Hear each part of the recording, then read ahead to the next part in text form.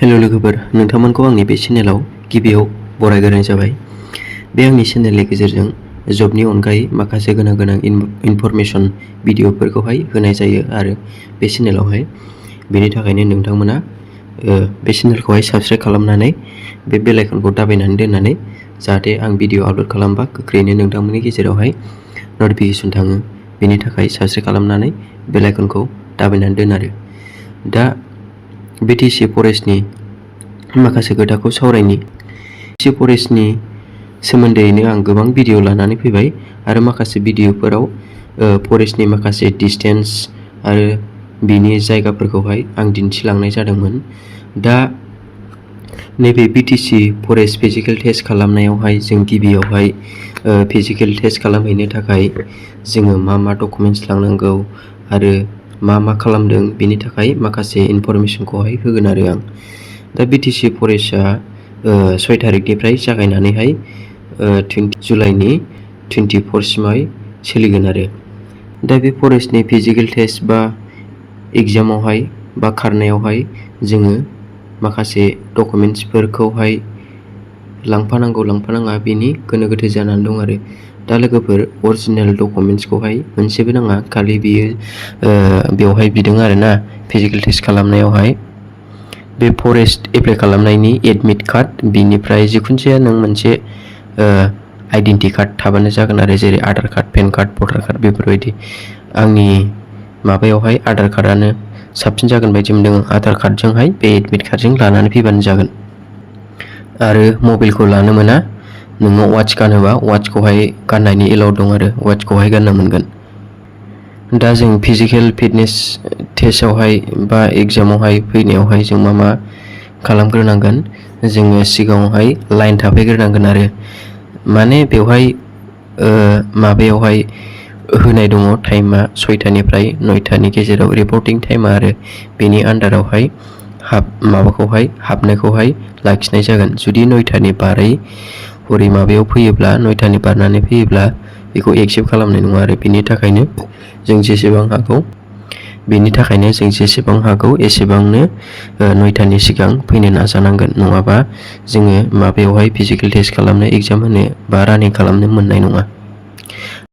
नोंनि admit card आरो ID कार्डखौ लानानै एन्ट्रि खालामनानै नोंखौहाय माबागोन आरो हाइट आरो नोंनि चेस्टखौ सुनाय जागोन। खालि बे मोननैखौल' सुदों आरो जेबो नायाखै, नोंनि माबाखौबा मेगन 6x6खौबो नायनाय जायाखै आरो जास्ट ओरैनो नोंनि हाइटखौ बिनिफ्राय चेस्टखौ सुनाय जाबाय, क्वालिफाइड खालामबाय। बिनिफ्राय नोंनो मोनसे माबा होगोन आरो बेज, बेवहाय नाम्बार थागोन। बे नाम्बारजों लोगोसे नोंनि बेजआवहाय माबा QR कड दंफायो आरो बे QR कडखौहाय स्केन खालामनानै नोंखौहाय खारहोनाय जागोन आरो जेब्ला स्केन खालामगोन अब्लानो नोंनि बै टाइम स्टार्टिं काउन्टआ बिनिफ्राय जागोन आरो हाइटआ ओरैनोथ' जोंनि माबाया STआ हिन्जावफोरनिया फेमेलनिया माबा जायो आरो 145 सेन्टिमिटार फेमेलनिया, ओमफ्रायो हौवाफोरनिया जाहैबाय 153 सेन्टिमिटारल' नांगौ आरो फरेस्ट माबानियाव आरो फरेस्टनियावहाय बेनो जायो। फरेस्टनियाव एफाग्राब नाङा, STनिया माने STनिया हाइटआ खम जायो आरो ओमफ्राय जेनेरेलनिया 163 सेन्टिमिटार जायो, ओमफ्राय फेमेलनिया 153 सेन्टिमिटार जायो आरो दा हौवाफोरनि बेलायावहाय चेस्टखौहाय सुनाय जागोन। ओरैनो नर्मेलाव एक्सपेन्ड खालामनायावहाय माबा लागोन आरो 79 सेन्टिमिटार, ओमफ्राय एक्सपेन्ड खालामनानै बे माबाखौ बिखाखौ फेदेरनानै माबा जानांगोन आरो 84 सेन्टिमिटार जानांगोन एक्सपेन्ड खालामनानै। दा गिबियाव बेनोमोन आरो एन्ट्रि मारिनाय समाव। बिनिफ्राय नोंनि माबाफोरखौहाय बेयावहाय नोङो गासिबो क्वालिफाइड जायोब्ला नोंखौहाय खारनायनि थाखाय एलाउ होगोन आरो दा खारनाय डिस्टेन्सआथ' आं सिगाङाव मेरला भिडिअ लाबोबाय, ओमफ्राय दाख्लै भिडिअ मोनसे लाबोदोंमोन आं खारथायनायनि भिडिअखौ, ओमफ्रायो ससेखिनिल' खालामनो मोनदों आरो आं भिडिअखौ। ओमफ्राय बै माबानिफ्राय हरै इन पइन्टसिम फेमेलनिखौथ' गासिबो खालामजोबनो मोनखादों, मेलफोरनि इन पइन्टसिमावहाय आं खालामहैनो मोनाखै, माने पुलिसफ्रा थांहोआखै आरो बै इन पइन्टसिम लाखिनाय जादों। रावखौबो थांहोआखै, जोंखौल' नङा, इन पइन्टसिमहालागै आरो माने होंगो दोंगो जायोना बिनि थाखाय।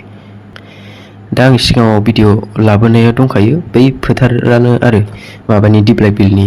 दा बे दिप्लाय बिलनि फोथारखौनो माबा होनो आरो बेथागाव बामोनफारा होनो बे फोथारखौ। हौवाफोरा बिसिमहाय खारनांगोन आरो हरनागुरि फोथारनिफ्राय बेथागाव बामोनफारानिफ्राय गिदिंनानै फैफिननांगोन हरनागुरि फिल्डसिमहाय।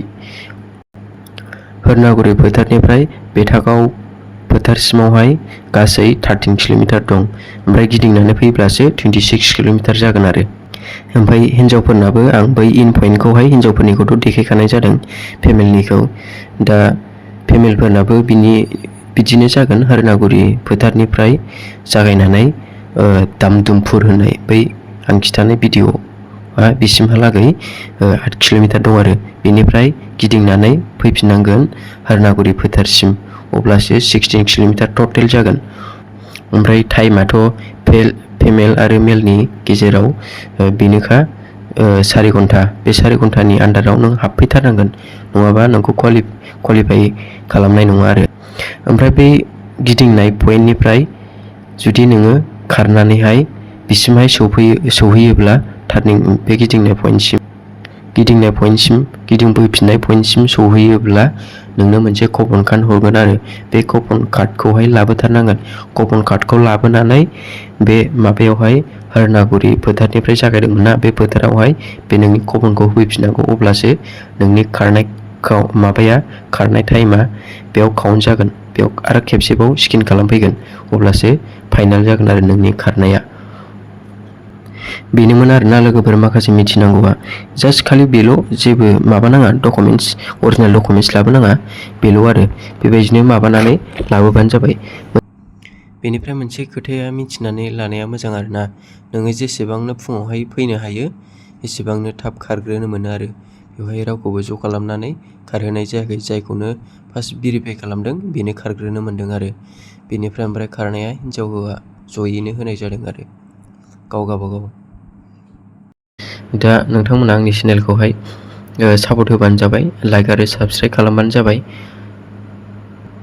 गोजोनथोंसै लोगोफोर, एसेखिनियावनो आंनि भिडिअखौ बेयावनो फोजोबनाय जाबाय।